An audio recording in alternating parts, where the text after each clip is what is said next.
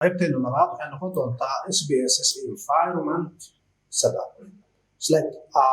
SPS environment baan oran karnaa macnihiisa ku loo dhameystiran yahay laakiin what we need inaan ka fahansanahay SPS gudihiisa. Okay,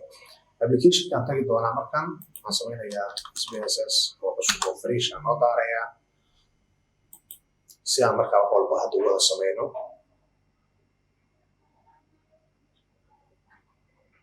Alright, so wax data kuma jiraan waxaan rabaa markaa waxyaabaha muhiimka ee environment-ana ku ogaanay taa waxa ugu horeeya qaybta hoos markaa fiiriso waxa arki doontaa data view iyo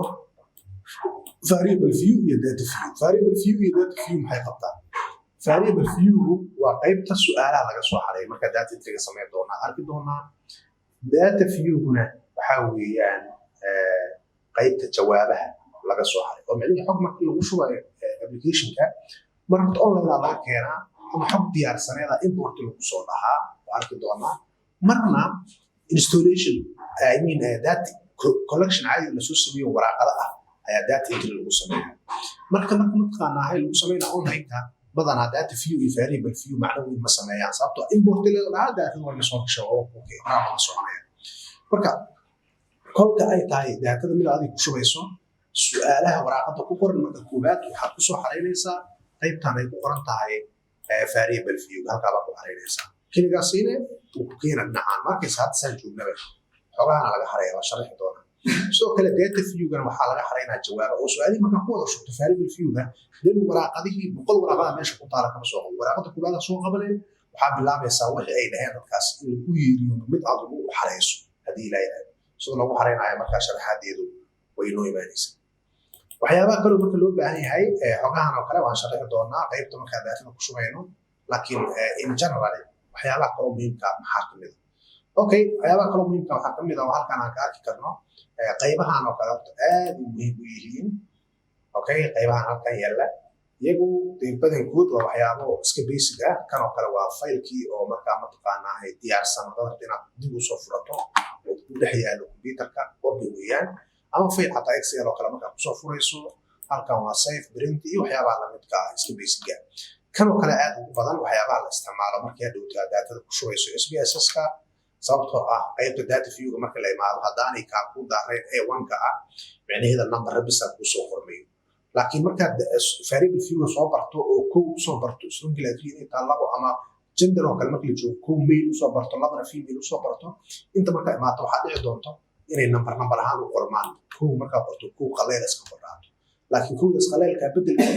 inay ku marka tira female ku noqoto laba marka qortana female ku noqoto ayuu ka caawinayaa xarafkaas ee waka ku qoranta oo macnaheedu ay tahay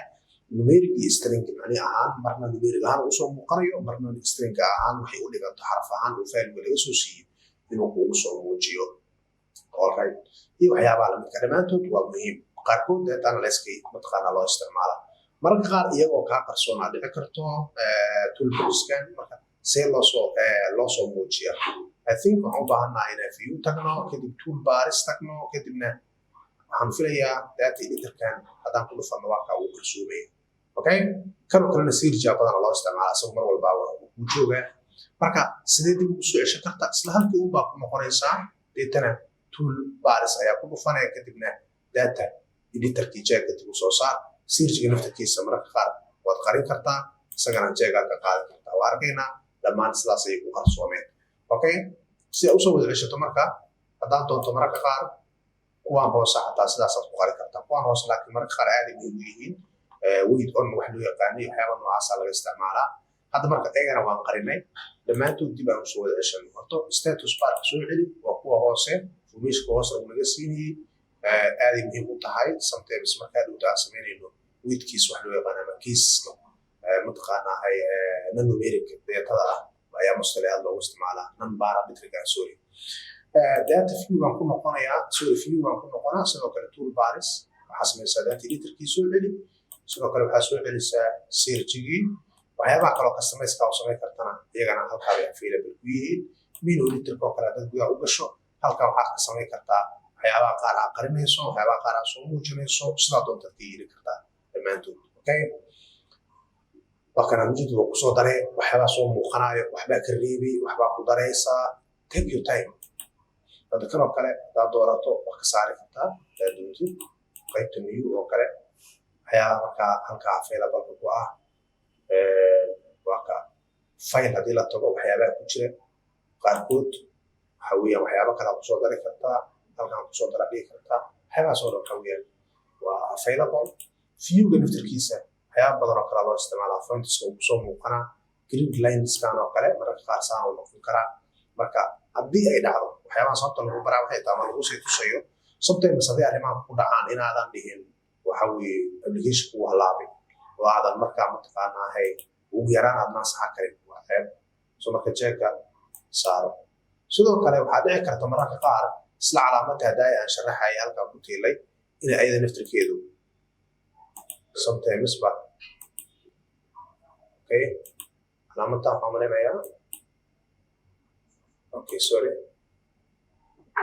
value level kan ay markaa mataqaanaa ay noqonaysaa I think refresh markii la yiraahdo doonto laakiin weli way soo muuqanaysaa I don't know sababta ay soo muuqanayso inay baxday ahayd kaasoo kale marka hadduu kaa qarsoon yahay halkaana jeega soo saaranaysaa haddii jeega uu ku saaran yahayna way ku joogi doontaa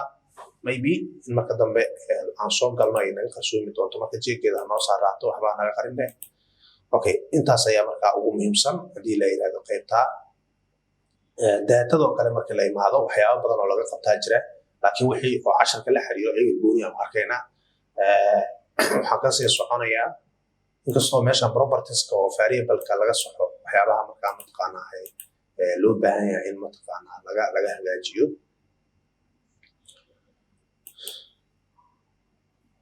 okay failka lagu soo furaya analyze-kan oo transformation-kan oo kale badan waxaa aad looga isticmaalaa daatada markaad rabto inaad compute garayso iyo waxyaabaha lamidka iyo time series data markaas mataqaanaa create garaynayso intan waxaa laga sameeyaa wixii analyzing maarta oo data la falaqaynaya halkan graphics-ka laga soo gashtaa iyo waxyaabaha lamidka soo marka window-gan oo kale isaguna waxa weeye aad u muhiim u yahay waxa weeye